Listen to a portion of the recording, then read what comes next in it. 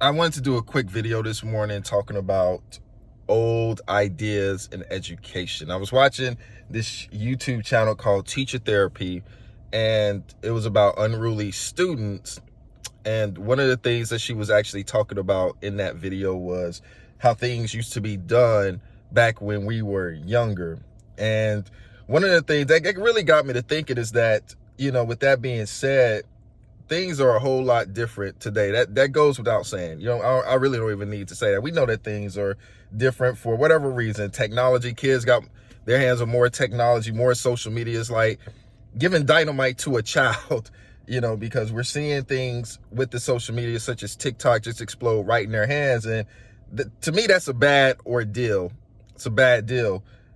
One of the things that I actually think in terms of letting go of old ideas is the fact that in our expectations of what a classroom should look like, we have to get rid of that.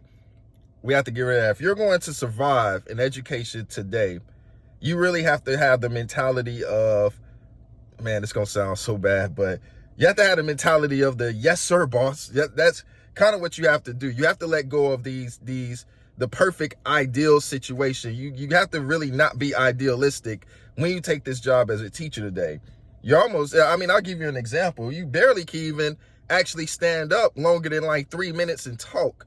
If you're caught standing up talking as a teacher, one, the kids are more than likely not going to listen to you because of these resources and elements, these variables that shrunk their attention spans to that of I don't know, they say goldfish, but then again, that's supposed to be wrong too. So I don't know. They just got short attention spans. So that's number one.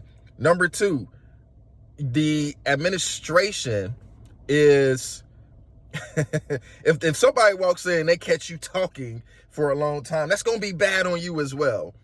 That's going to be terribly bad on you, because it's going to be the whole and this was even back in 2015 when I used to go to trainings. The old expression used to be sage on the sage on the stage. You don't want to be the sage on the stage. And that was like, sage on the stage? What are they talking about?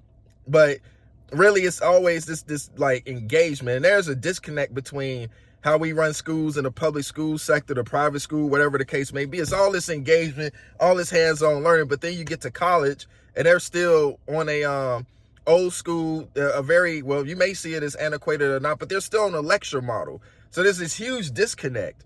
It's all this thing about hands-on learning and getting people moving around, but you don't move around. I even sat in on a college classroom a couple of years back, a community college, and I saw it firsthand. This wasn't secondhand knowledge. I saw it firsthand that people were still doing lecture-based. And I was like, well, why are we sitting up here making a big deal about group activities and everything else if by the time they get to college, it's still a lecture model? That doesn't make any sense to me, but neither here nor there. That's the whole point of this video. You don't get caught up and try to argue mentally with the conflicts, the contradictions that go on between, inside the classroom, the campus coach, anything like that. You kind of almost have to come in, what do you need me to do, and how do you want me to do it?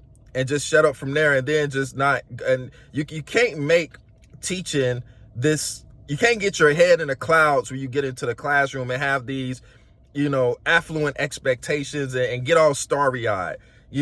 I'm going to change so many lives. I'm going to make such a big difference as a teacher. And you can, but you have to understand that there's parameters you're going to have to fall into. And if you don't fall within those parameters, you're going to just cause yourself some headaches. So the way that I actually like to teach in my classroom is I like to work backwards. I like to provide an assignment first, and tell the kids, look, if you need any help, any assistance, I'm here to help you. And here's what that does. It's a backwards model, but here's what that does.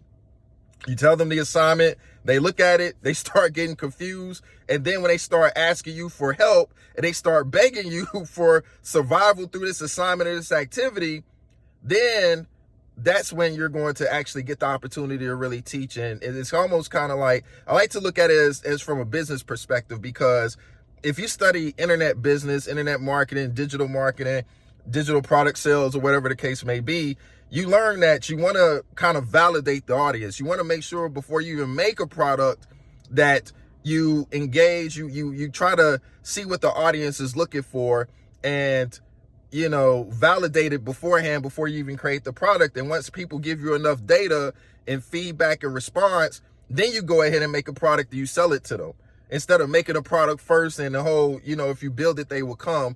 It's the same way in teaching. You don't want to plan you can plan an activity. You kind of, well, in teaching, you have to plan an activity, but you don't want to get up there and start teaching it first. Go ahead and put it out there so the kids can kind of, get some culture shock with the activity, and like, oh, I don't know what to do with this. What are we supposed to do with this activity? And then, just it becomes red meat. Then they're coming back and they're begging you for help. They're begging you for you to teach them, because already they don't even know what to do with the activity.